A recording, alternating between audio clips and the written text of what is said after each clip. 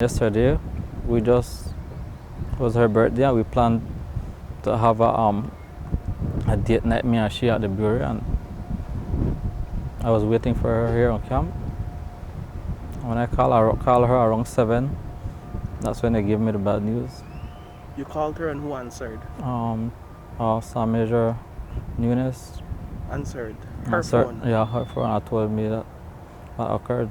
37-year-old Belize Defense Force Corporal Roxanne Hill, the common-law wife of Abner Guzman for the past 7 years, died in a tragic accident last night on the George Price Highway. She, along with a passenger bus full of her B.D.F colleagues, were on their way to Belize City from the funeral of Private Michael Miguel in Hopkins Village. Lieutenant Colonel Jermaine Burns briefed the media this morning on the details of the accident. Unfortunately, while returning from the funeral of Private Micah, one of our vehicles transporting members of the band and a few others got into a head-on collision with another vehicle just outside of Belmopan, approximately 10 minutes outside of Belmopan.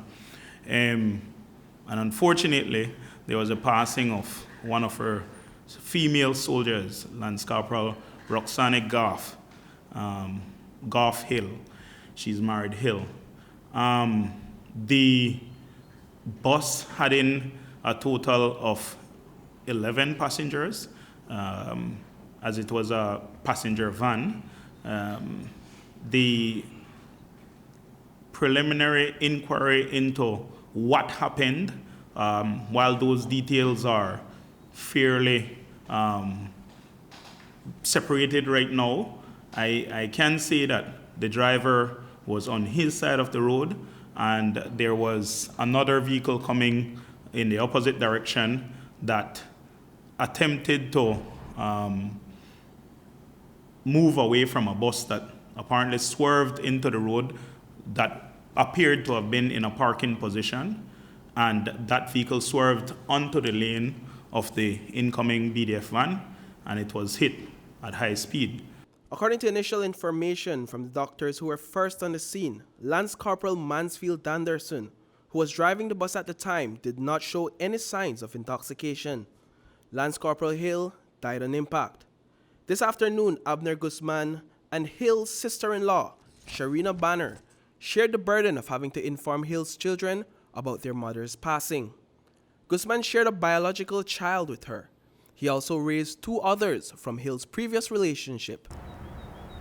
Well, I just hope me and the fathers work in the best interest of the kids. And I guess they were closer to me than,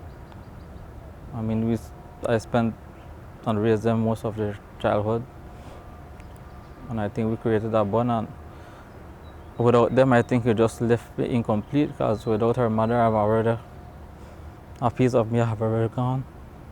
And now they're leaving me. Yesterday when I got the news, up to now, the 2 youngest children that were with me, they do not know.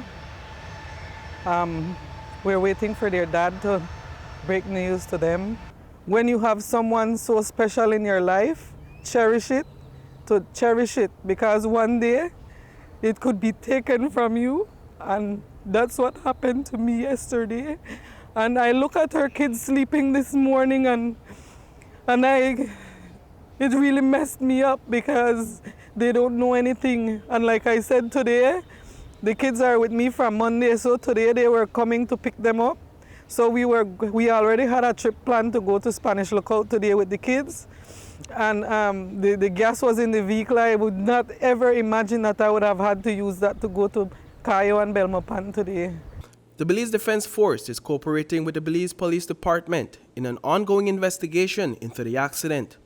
The B.D.F is also planning Hill's funeral. The female soldiers at the Price Barracks are having a hard time accepting Hill's untimely demise, especially since her life came to an abrupt end on the same day they buried Private Michael Miguel. Hill and Miguel were close friends. When she learned that Micah passed away, I was the one that she called, and we were on the phone for all through late the night. We were messaging one another, and I tried to keep her from not beating herself up too much because she was saying, she said, Sherry said, I spoke to her this morning, he said, I didn't pick up on anything, and I told her, I said, Rox, I said, you can't keep beating yourself like that. When you have someone so special in your life, cherish it, because one day it could be taken from you, and that's what happened to me yesterday. Reporting for News 5, I am Paul Lopez.